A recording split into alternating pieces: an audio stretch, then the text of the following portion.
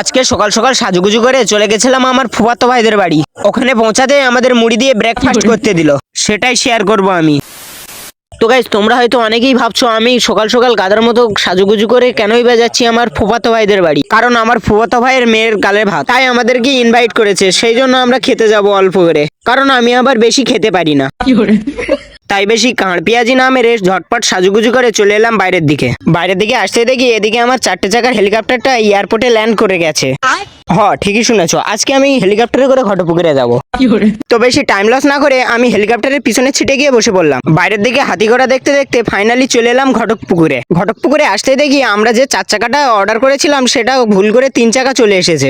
Driver কাকুকে জিজ্ঞেস করাতে ড্রাইভার কাকু বলে উঠলো ওর নাকি সকালবেলা বউর সাথে ঝগড়া করতে গিয়ে একটা চাকা ভুল করে বাড়িতে রেখে এসেছে। সেই জন্য ড্রাইভার কাকুকে আর বেশি কিছু না বলে ওই 3 চাকাতে করেই চলে এলাম বড়ালি ঘাটে।